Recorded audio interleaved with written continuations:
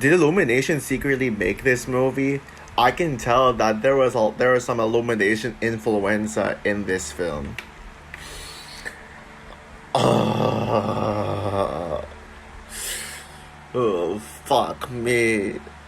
Oh dear lord. Hey guys, this is Frozen Things Stews here, and welcome back to another movie rant. And today, I am going to be doing a rant on the Angry Birds movie 2. So, Angry Birds movie 2 is the sequel to the Angry Birds movie. Why do we need this, by the way? It came out in the year 2019, aka my favorite year ever. Happy 5th anniversary of this movie, by the way, I guess. And it's directed by Thorpe Van Orman. Is that how you pronounce his name? Don't care. And it stars Jason Sudeikis, Josh Gad, Danny McBride, Leslie Jones, Bill Hader, Rachel Bloom, Aquafina, Sterling K. Brown, Eugenio Derbez, Tiffany Haddish, Peter Dinklage, Pete Davidson, Zach Woods, Dove Cameron, Maya Rudolph, Jojo Siwa, Tony Hale, Lil Rel Howery, Nicki Minaj, Gaten Mazzarano. By the way, what's Dustin Henderson doing in this? Brooklyn Prince, etc. And so the film tells the story, or we can even call it a story, tells the story of, the pigs who, tells the story of, the birds and pigs who apparently become allies now, because there's this third island called Eagle Island where this evil bird named Zeta wants to destroy the islands using frozen balls. And then when the pigs saw that, after years of birds and pigs fighting, the pigs decided out of nowhere to pretty much send messages telling the birds that that they want a truce, because for no reason. And then apparently it turns out they just want to help the birds. They just want to team up with the birds to stop to stop Zeta from destroying the world, and yada yada yada. Yeah, that's pretty much the whole plot of this film. So yeah, now yes, I still stand by my thoughts on the first Angry Birds movie. I don't understand how the film has its defenders. It is horrible. And it is just painful to sit through. It's basically nothing but kid pandering garbage with pop culture references. And it's clear that you can't make a story based on the app, because the concept of Angry Birds, that's the concept of Angry Birds is basically just birds hitting pigs with slingshots. How can you make a movie out of that? How can you make story and character development out of that? Angry Birds movie 2 was one of my least anticipated movies of 2019. From the second this movie was announced, I knew this movie was going to suck, because why do we even need an Angry Birds movie 2? Yeah. Now, yeah, I think that if I'm not mistaken, I actually did put this this was actually my least anticipated animated film of the year. Now, yes, you got your Man in Black International and Dora and the Lost City of Gold. Dora and the Lost City of Gold was my least anticipated movie of 2019. And let's not forget Sonic the Hedgehog, when Sonic was supposed to look ugly. Sorry if I brought it up. I don't want to bring it up, but I'm just saying. Yeah, Angry Birds 2 was a movie that I was like, that honestly, I even suspected that this was going to be worse than the first one when I saw the trailer. Because, let's be real here, this whole idea of the birds and pigs teaming up was just so incredibly stupid. And there was no way you could actually make this plot line work. There was no way in hell you could have actually pulled this off. But apparently they did. And the movie got positive reviews. Like, when I saw it, I was like, are you joking? Like, I was like thinking that the critics were joking. This has like a 72% Rotten Tomatoes, and it even started off as an 81%. I was like, critics, are you joking? Yeah, that was my reaction when I saw that this movie got a high score. There is no way in hell this movie was going to be good. Like, but could the movie have? Could the movie actually be surprising? Could I actually uh, surprisingly enjoy this movie? Well, when I saw this movie, I gotta say, it actually met my expectations. Not only is this another terrible cash grab from Sony, but this is even worse than the first film. And I still to this day don't understand why this movie is got positive reviews. I saw this movie 3 times, and my thoughts still remain the same. Yeah, a diabolical piece of garbage that this movie is. Yeah, just awful in every single way possible. And I will never understand why people think that this is a good movie. I gotta say, this is the most overrated movie of 2019. I mean, yeah, and the fact that people actually say that this is better, people actually prefer this over Frozen 2, it's just pathetic. Like, yeah, just, yeah, why? So, yeah, I'm here today to rant, to tell you all the reasons as to why I hate this movie with a burning passion, and why I think that this is worse than the first one. But are there any redeeming qualities in the film?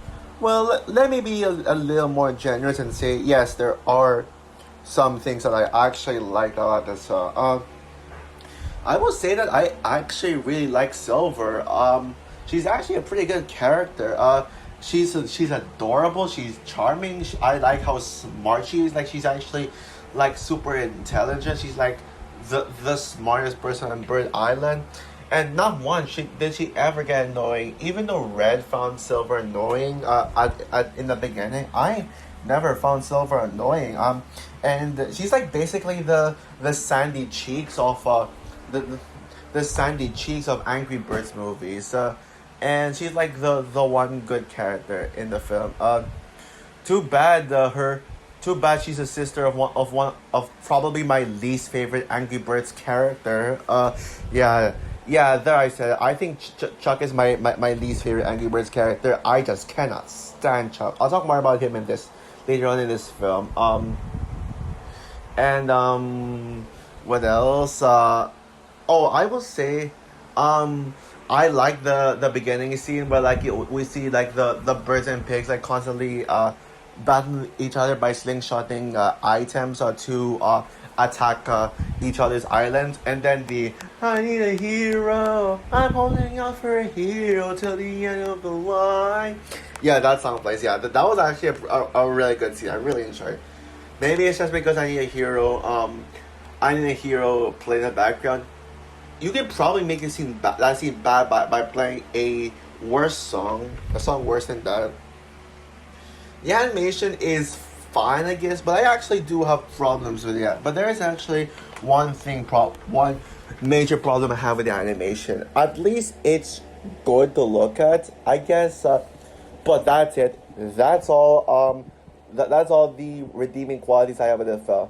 Now let's get into what pissed me off about this movie. What really angered me. As bad as the first Angry Birds movie was, I will give it this. At least it tried to be faithful to the game. So, at least it tried to be Angry Birds. And you saw like that entire third act with the birds slingshotting, like actually playing the game and having birds like slingshot to the pig's castle and constantly smashing buildings into Pigtown. And then the castle is like the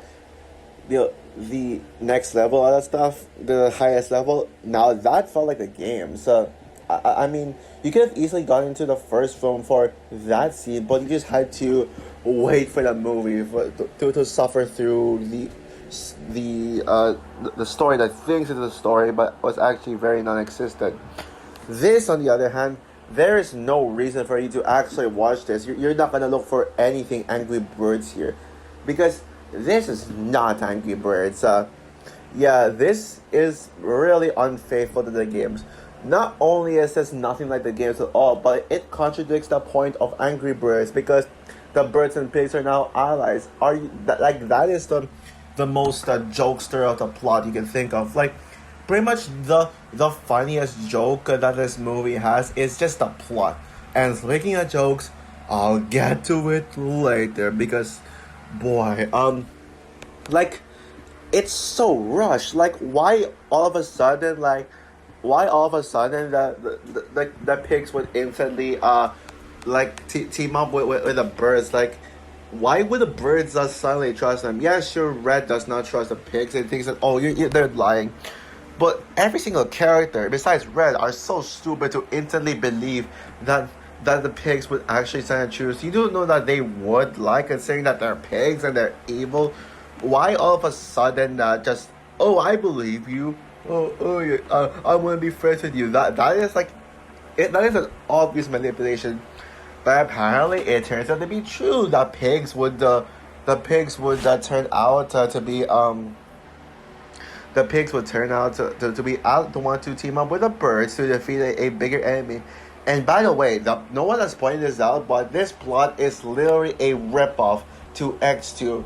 Yeah, remember the storyline in X2 where the X-Men must team up with the Brotherhood of Magneto to defeat a larger enemy than both of them equally? Yeah, this movie literally rips off the plot of X2.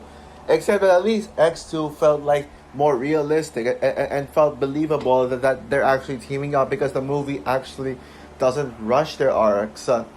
But in this one, it just happens so right away, and you don't buy into the idea of the birds and pigs being allies. That is not Angry Birds.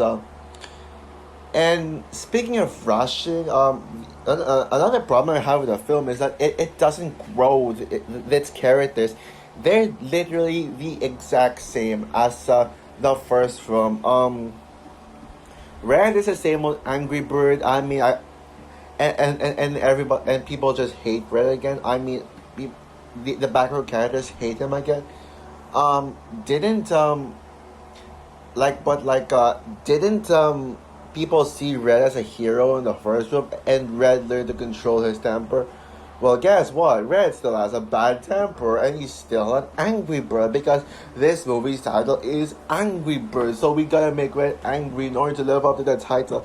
Even though Angry Birds is not about the birds being angry, but about the birds angry to defeat the pigs. No, I mean, like, don't let me scratch it. The film isn't about Angry Birds. Is not about the birds control, like having anger issues and all that stuff. It's about the birds being angry because of the pigs. That's the whole point, and that's the whole point. And Chuck and Bob are still the same old Tom Bernard comic reliefs, so who are just there just to be funny, but apparently they're annoying. They still make these annoying noises like, oh, I just wanted that. Like, can I just shut up for 1 second? Yeah. Terrence is apparently reduced to a cameo role where he just sits there reading newspaper. He has kids now, I guess, which is cool, but then he just reads a newspaper. But then the kids are like, and then Terrence is like, ooh. Yeah, that's it. That's all he does. Yeah, Terrence is actually one of the better characters in the first film. Like, he's actually the best character. Yeah, I actually forgot to mention Terrence. Despite his cringeworthy singing, like a cappella singing in the first film, he actually is tolerable, but only because he doesn't talk, so he doesn't need to make annoying noises. And I like how terrifying he actually is, but in this, like, what they did to Terrence in this one, just disrespectful. And Leonard is probably the only character who changes, only because he's not a villain, but he's still, like, really stupid. He's, like, such a dumbass. In fact, all the characters, except for Silver, are so dumb. They're so dumb that they make Patrick Star look like Albert Einstein in comparison. Like they make some of the dumbest things I've ever seen. Like for example, when Silver just tells them, "Oh, guys, time for Plan X." Plan X. I thought you said spandex. Oh god, that joke. And that's just the start of this movie's horrendous jokes. Like, every time a character would tell them something specific, they just screw it up by thinking of it literally, by just taking it so literally instead of thinking. These characters, they don't think. Like, and as a result, they just end up looking stupid. I mean, embarrassingly stupid. And the story is, what a boring snore of a story this is. It is incredibly lazy, thin, formulaic, non-existent. And you know why they made a story just so surface level? Because one, they clearly have no idea what to do because this is just an obvious cash grab. And two, it focuses on pop culture references. The movie challenges its audiences to spot the pop culture references instead of challenging them with its messages. At least I will give it this. There isn't much twerking, but the characters still like make these annoying childish movements, and the humor of this movie is even worse than the first film. Like, oh my god, like the humor is just basically these characters being stupid. Like the movie apparently expects the audiences to laugh every time these characters like do probably do like something idiotic and all that stuff, and they play a lot of these licensed songs in this one. Like, I love licensed songs in this one. And speaking of licensed songs, I want to talk about the worst scene in the film, the baby shark scene. Oh my goodness. Why would you put Baby Shark in this movie? Whose idea was it? Baby Shark is the worst song I ever heard, tied with Can't Stop the Feeling. Like, seriously, like, why? Like, yeah, it's clear. Like Sony has no idea what they're doing. Like, why? And the humor of this movie, like, isn't any better. There was this, like, remember in the first film where Mighty Eagle would be seen peeing on the lake for 1 minute straight? Apparently, this movie makes another peeing joke, but instead it is 10 times worse. Oh, because there is a scene in the film where half of all the characters besides Red and Silver were we're pretty much in disguise as an eagle, and they must not get caught. And then Red then Zed. No, wait, no. And then in the bathroom, there's a scene where Chuck drinks water and drink water and spits it out on the urinal to pretend they're peeing. Like, oh my god, seriously, who comes up with these jokes? Who comes up with these jokes? Oh my god. And also that breakout dancing, that dance movie is cringe. Like, this movie thinks it's Guardians of the Galaxy. Yeah, remember that scene with Peter Quill doing dance off in front of Ronan? Yeah, apparently that movie thinks it's Guardians, but it'll never, I mean, never be like Guardians of the Galaxy, because Guardians of the Galaxy is a masterpiece, and that breakout dancing was actually hilarious. But this one, not at all. It just made me cringe hard. Oh yeah, speaking of the characters, Mighty Eagle is pathetic. Like, just like the first film, he's basically just worshipped like a god in the first film. I wonder why, but he's literally like once again another washed up loser. And Zeta is probably one of the worst villains of 2019. Holy crap, her villain arc was so dumb. Yeah, and I know, yeah, Zeta's goal is like wants to destroy the island to make it her own because she can like get away from the cold. But you want to know the main reason why Zeta is actually a villain? It's because Mighty Eagle dumped her on her wedding day. Because he was not ready to get married. I mean, that is without question, and I'm not exaggerating in this, one of the dumbest villain motivations I have ever seen. Like, it's so stupid. And yeah, even the animation isn't that good if you think about it. Yeah, sure, like what I said earlier, it is pleasing to the eye, but it's basically just a copy paste of the first film. They don't upgrade their animation and the new animation, like the things that they actually add in the animation, besides Silver's character design, I guess, like it doesn't look impressive. The Eagle Island looks incredibly lazy and rushed. Zeta's character design is awful, and yeah. Oh yeah, and also like I was gonna say this when I mentioned the three hatchlings, but I forgot. There's a pointless subplot in the film where the hatchlings would apparently pretend to be Letter and the pigs reenacting the events of the first film.